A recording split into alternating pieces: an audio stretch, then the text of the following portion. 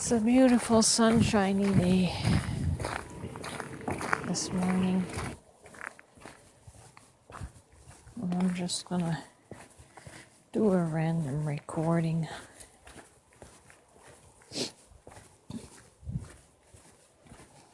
So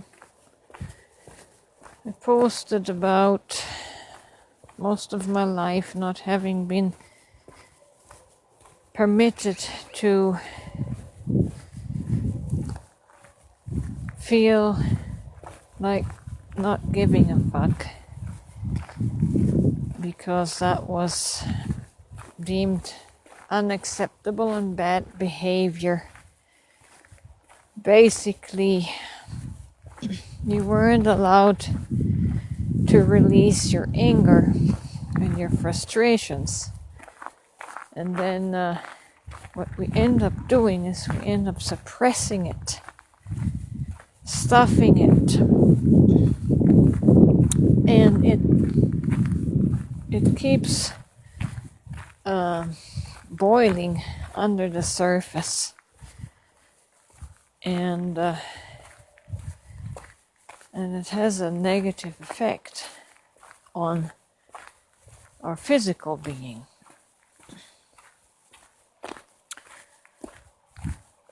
Children do this all the time. They have their fits of tantrum or screaming fits. They move this irritable, angry energy through. They don't bottle it up. And yes, as children, we get punished for that. We get spanked because that is deemed unacceptable behavior. So we learn to suppress it. We learn to just not let that energy flow through us. Now, I'm not advocating for being angry at people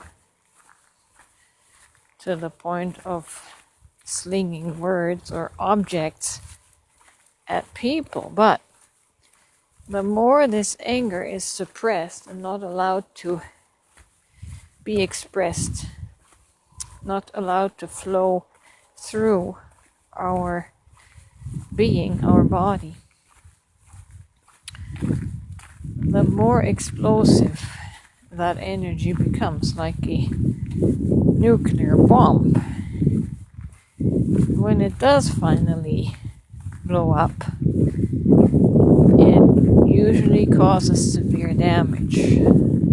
So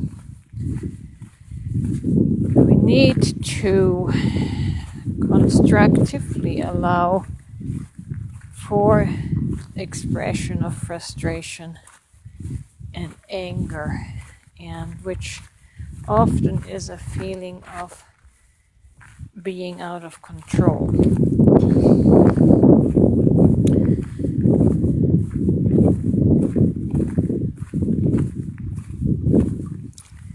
So this is a soul fragment that I am only beginning to regather now,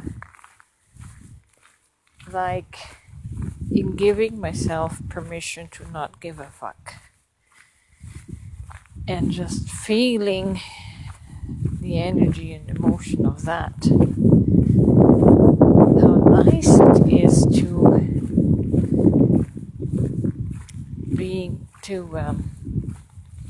be allowed to feel that way.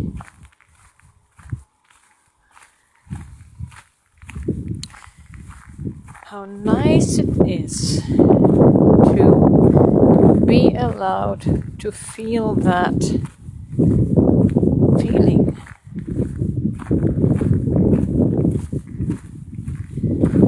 Not saying the emotion is nice, but the feeling of permission is nice. It relieves the guilt and the shame that is associated with expressing that. And I guess that's the nice, relieving part of it. All we really want is permission. We want permission.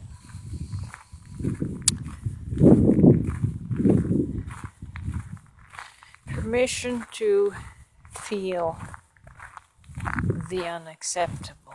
Sparky, leave it. That was a brief interruption from my dog. She found a rabbit's fur. Anyway, so we give ourselves, all we want is to feel the permission. We want to feel the freedom and not constantly be controlled. It's not even so much about feeling anger or getting all nasty. It's not about that. It's this quest for freedom, autonomy,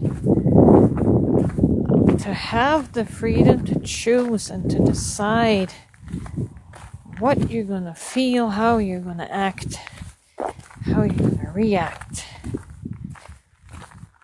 without fearing reprimand. It's the whole quest for autonomy. That's really what's at the core of it. The quest for autonomy.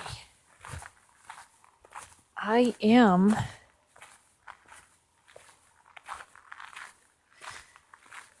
my own master.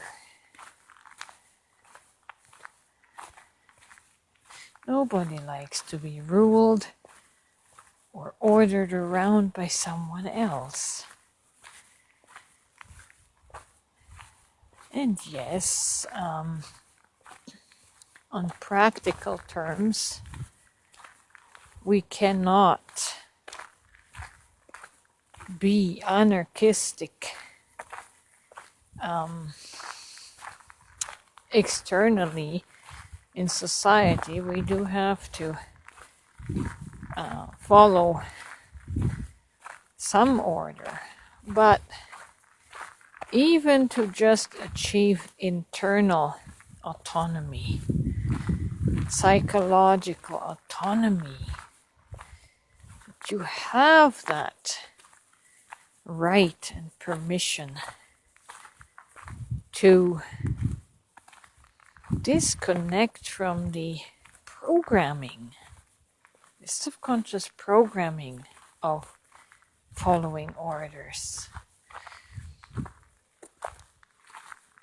We can regain our autonomy psychologically in our soul and mentally. We're much better equipped at handling the so-called order that's happening externally of us. We feel a sense of empowerment. It's kind of like Jesus said to Pilate, "You don't have any authority over me." Obviously, he wasn't referring to an external manifestation of that, because Pilate did have the power to put Jesus on the physical cross. But Jesus had obtained soul autonomy on a psychological level that set him free in his mind. So he did not feel that he was a victim to Pilate. And that's why he could tell him, you have no authority. I give you permission to take my life. I give you permission.